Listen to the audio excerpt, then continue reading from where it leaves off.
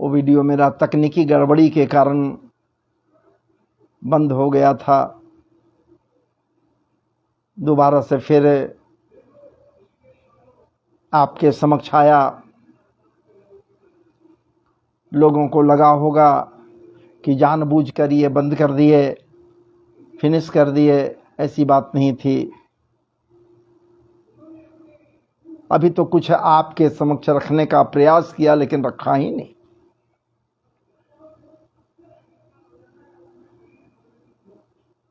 अभी तो त्रेता काल में पंचवटी में हम शूर्पणखा जब पहुंची है भगवान रघुनाथ जी के पास, उसी प्रकरण के विषय में कुछ चर्चाएं मैं कर रहा था, चर्चाओं को रख रहा था। वो विद्युत जिह्वा की पत्नी, वो विद्युत जिह्वा जिसका वध लंकेश के हाथों हो चुका है, विचार कीजिए। जिसके पति को उसके ही भाई उसको समाप्त कर चुका है, या उसके हाथों उसका मरण हो गया है, उसका भाई ही उसे वध कर दिया है। अब बताइए, ये बहन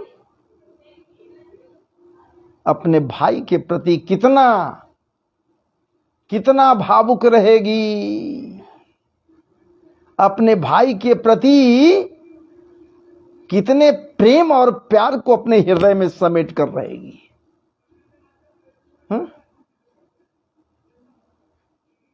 उसकी बहन शूर्पणखा, विचार कीजिए, भावना उचित कैसे होगा। और वो शूर्पणखा यहां पहुंची है पंचवटी में। भगवान श्री राम प्रभु मर्यादा पुरुषोत्तम मायापति से कहती है, क्या कहती है? सब जगह देख ली मैं, कहीं कोई मेरे मन लायक मुझे नहीं मिला जिसके साथ मैं वैवाहिक जीवन को सफल बना सकूं, जिसे मैं भर्ता के रूप में क्या बात हूं ग्रहण कर सकूं। कोई भर्ता बने मेरा। विचार कीजिए, ये वो कह रही है, कहीं कोई नहीं मिला। ऐसे परिस्थिति में ठाकुर जी रघुनाथ जी माता जानकी की ओर देख रहे हैं, उसकी ओर नहीं देख रहे हैं, देखने का प्रयास भी नहीं कर रहे हैं। अजी मर्यादा पुरुषोत्तम श्री राम प्रभु हैं, मर्यादा पुरुषोत्तम श्री राम प्रभु हैं। जब बन आना पसंद किए, बन को आना पसंद किए, क्या बात है। अपनी माता या पिता के वचनों को याद करते हुए, पिता के वचन को मानते हुए वन में आना पसंद किए, लेकिन राज्य को त्याग दिए। राज्य नहीं चाहिए, सुख सुविधा नहीं चाहिए, वन्य प्रदेश में मुझे रहना होगा, मैं रहूंगा, लेकिन जिस कारण से मैं यहां आया उस कारण को तो निश्चित हमें संपन्न करना है। हा? जबलगी करो निशाचर नासा, इनका संकल्प है निश्चरों का नाश करना। हा? ऐसे परिस्थिति में श्री राम प्रभु को, रघुनाथ जी को ज्ञात नहीं है, सो बात थोड़े है, उनको तो ज्ञात है। वो जान रहे हैं कि क्या होने वाला है। भवितव्यता उसको उनको नहीं पता है, सो बात नहीं है। मायापति हैं, क्या होना है कुछ ही देर में ये पता है उनको।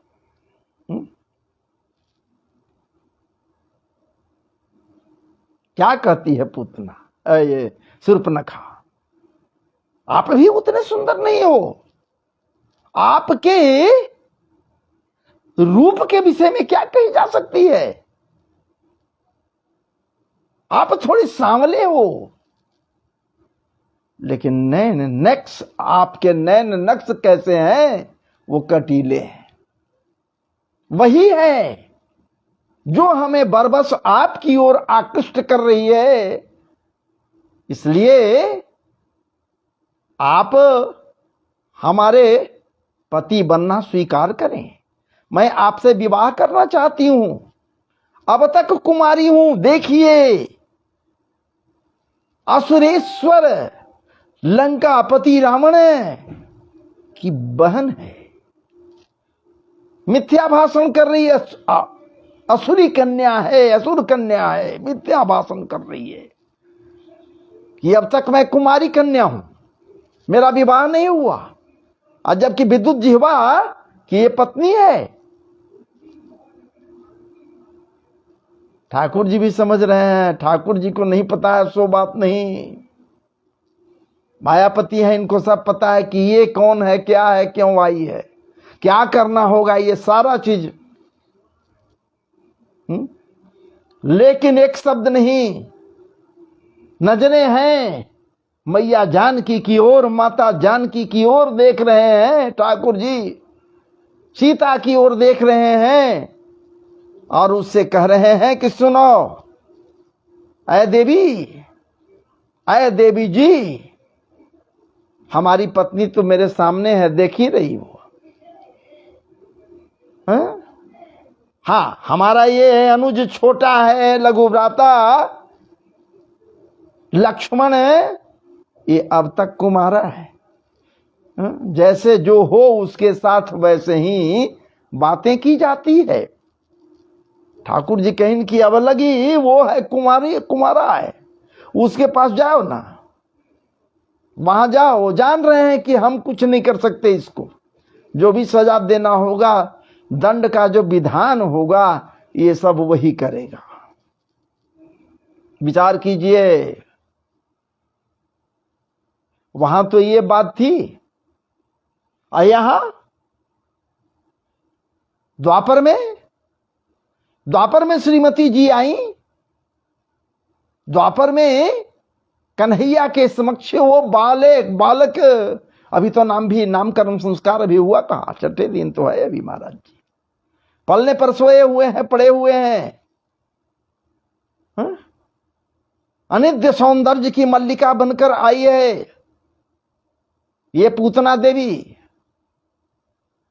जो पूर्व जन्म की रत्नमाला है, राजा बलि की पुत्री है, और जिसे कंस भेजा है। बालघातनी है ना, बच्चों को मारती है, हनन करती है, स्तनों में विष लगाकर ये विष पान कराती है। ये पूतना देवी है। और पूतना देवी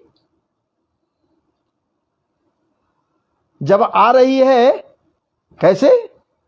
अनित्य सौंदर्य की मल्लिका, जैसे वहां शूर्पणखा आई थी त्रेता में, द्वापर में पूतना देवी आई हैं अनित्य सौंदर्य की मल्लिका बनकर। खूबसूरत, क्या बात है। माया से, वो है मायापति। वास्तविक रूप इसका कैसा है? भागवत जी कहते हैं वास्तविक रूप इसका कैसा है, पूतना का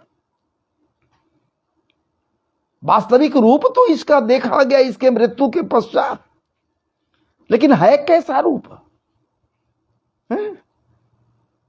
जिसे प्रेषण किया कंस, बालकों के वध के लिए भेजा, कैसा इसका रूप है, कैसा इसका शरीर है। महाराज जी भागवत जी कहते हैं 6 कोस की ये पूतना, 6 कोस में पूतना का शरीर फैला हुआ है। शरीर तो 6 कोस में है महाराज जी, भागवत जी ये भी तो कह रहे हैं। वास्तविक शरीर में जो इसके 2 नेत्र हैं, ऐसा प्रतीत हो रहा है महाराज जी, चौड़े मुंह वाले 2 भयंकर भयंकर कूप हैं, जो नेत्र हैं इसके दो बड़े बड़े कूप की भांति, कुएं की भांति। और तो और इसका उदर कैसा है, तालाब के तरह इसका उदर है। नितंब कैसा है, मानो नदी का तट हो, अरार हो, वैसा इसका नितंब है महाराज जी। इतना विशाल शरीर की स्वामिनी ये पूतना है। लेकिन विचार की कि शरीर के साथ यदि हम जाएं वहां तो सारी के सारे गोपियां सब भाग चलेंगे, नंदगांव के लोग भाग चलेंगे। तो अब फिर क्या की, माया से अत्यंत मनोरम रूप को धारण की।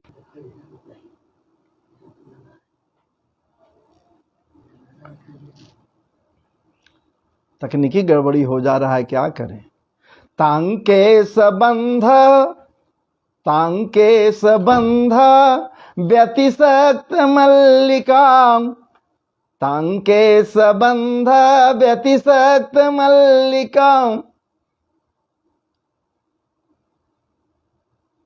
तांके सबंध व्यतिसक्त मल्लिकां, बृहन्नितंब स्तन क्लेच मध्यमाम, जुबास संकंपित कर्णभूषणं, वृखोलसत कुंतल मंडिताननाम।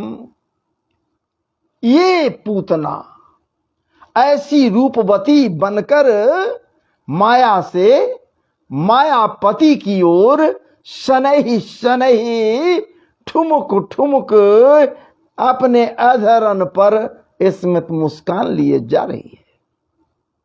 मुस्काती सी जा रही है, मुस्काती हुई ये आगे बढ़ती जा रही है। विचार कीजिए, मुस्का भी रही है और कोई कुछ पूछती हल्की हल्की आवाज में तो उत्तर में प्रति उत्तर ये कुछ नहीं देती, हल्के मुस्कान बिखेर कर आगे बढ़ जाती। ब्रज बनिताएं, नंदगांव की बनिताएं, इसे देखने के पश्चात उन्हें महसूस होता कि कोई ये देवांगना है, देवलोक से आई है। ऐसे मनोरम रूप वाली अतुलनीय सौंदर्य को लिए हुए ये ठुमक ठुमक चाल से आगे बढ़ रही है। निश्चित रूप से कहीं ये बैकुंठ से लक्ष्मी जी तो नहीं आ गई। हमारे लल्ला को देखने के लिए, आशीर्वाद देने के लिए हो सकता है, कोई बड़ी भारी बात नहीं है, हो सकता है। तो भला कौन जवाब दे भाई, कौन पूछे उनसे? कोई पूछ नहीं रहा, कोई कह नहीं रहा, आगे बढ़ती जा रही है वो पूतना। स्वयं लोग रास्ता दे रहे हैं, लेकिन भाव ये भी है उसी समय बधाइयां गाती हुई वहां की वनिताएं, क्या बात है, मैया जसोदा के पास नंदगृह में जा रही हैं। कुछ गीत गाते हुए, मंगल गीत गाते हुए वो जा रही हैं। सजे हुए हैं, बजे हुए हैं, सजे बजे वो वनिताएं जा रही हैं। वहां की नारियां जा रही हैं, बस उनके बीच में ये भी महाराज धीरे धीरे जाने लगी। कोई पूछ नहीं रहा, कोई कह नहीं रहा, कोई रोक नहीं रहा, कोई टोक नहीं रहा, कहीं कुछ नहीं। अब पहुंच गई, चली गई। कहां? वहां जहां बैठी हैं नंदरानी जसोदा बैठी हैं, वो भी पहुंच गई। लोग जाने वाली औरतें बधाइयां दे रही हैं, बधाई हो जसोदा, इतने बड़े उम्र में, 80 साल के उम्र में तेरे लल्ला हुआ, बधाई हो बधाई हो बधाई हो, दे रहे हैं लोग बधाइयां। आशीर्वाद देने के लिए भी आगे बढ़ जा रहे हैं लोग, लल्ला पलना पर है। आइए पूतना जाती है, ये भी सौंदर्य संपन्न बनी हुई है ही, संपन्नता को आनंद पर धारण किए हुए है ही। ये भी कहती, अरियो जसोदा, बहन जसोदा, अरियो बहन जसोदा, इतने उम्र तक आसरा लगाए रही, तेरे हृदय में चाह बना रहा, तेरे पति के भी हृदय में चाह बना रहा, कोई संतान नहीं हुआ, कोई पुत्र पैदा नहीं लिया, कोई लल्ला नहीं जन्म लिया, कोई पुत्री नहीं जन्म ली, कोई लाली पैदा नहीं ली। आज तेरा भाग्य जग गया, आज तुझे लल्ला हुआ 80 वर्ष वृद्धावस्था। बधाई हो बहन, बधाई हो, बधाई हो। अब वाक देख रही है जसोदा रानी, एक टक अब वाक देख रही है, इसे पहचान नहीं रही है। ये अनित्य सौंदर्य धारण किए हुए कौन है? ये बहन कह रही है, ये कैसी बहन हमारी हो सकती है? मैं तो पहचान नहीं रही हूं। विचार करती हैं जसोदा मैया कि हो सकता है कोई न कोई दूर दराज की बहन होगी, ममेरी, फूफेरी, चचेरी, यार भी बहुत तरह की बहन होती है समाज में। कोई बहन ये हो सकती है, मैं नहीं पहचान रही हूं। चलिए कोई बात नहीं, बधाई दे दी, बधाई को हम स्वीकार मुस्कुरा कर लिए।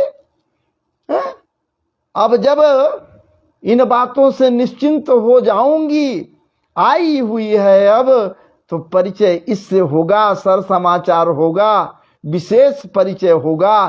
कुछ देर के बाद ये सब हो जाए तब। ऐसी बातों को महाराज जी मैया जसोदा विचार कर रही हैं, विचार कर रही हैं। फिर पूछती है, जसोदा ये न बता, अब आंखें फाड़ फाड़ कर क्यों दिख रही है हमारी ओर? क्या नहीं पहचानी हमको अब तक? तो नहीं नहीं नहीं, नहीं बहन, हम पहचान लिए। क्या कहें मैया जसोदा? विचार किए, यदि एक शब्द कुछ बोलूं तो इसे दुख लग जाएगा। बहन है ना, आई है कि न जाने कहां से, कितने दूर से आई है, कुछ बोल दूं यदि, कह दूं इसे, दुख लग जाएगा। इसलिए नहीं बोलना चाहिए, नहीं बोलना चाहिए। नहीं बोली। पूछती है पूतना कि अरे ये बता लल्ला किधर है, आशीर्वाद तो दे दूं। तो हाँ बहन आ गई हो तो जान, लल्ला को आशीर्वाद देकर आना, जाना भीतर उस कक्ष में सामने पलना है। पलने पर लल्ला सोया हुआ है, पड़ा हुआ, लेकिन देखो जगह नहीं, सोया हुआ है। क्या बात है, यही चाहती थी पूतना, पहुंच गई वहां, लेकिन पड़े हुए थे पलने पर। ठाकुर जी इधर ही मुख किए हुए थे दरवाजे की ओर। हल्की दृष्टि पड़ी, ठाकुर जी समझ गए कि यहां मौसी जी आ गई, मौसी जी आ गई हमारी। तो जब मौसी जी आ गई हैं तब क्या करना चाहिए?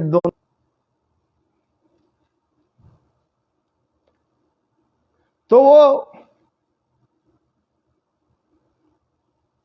दोनों नेत्रों को बंद कर लिए ठाकुर जी, अपने दोनों नेत्रों को बंद कर लिए।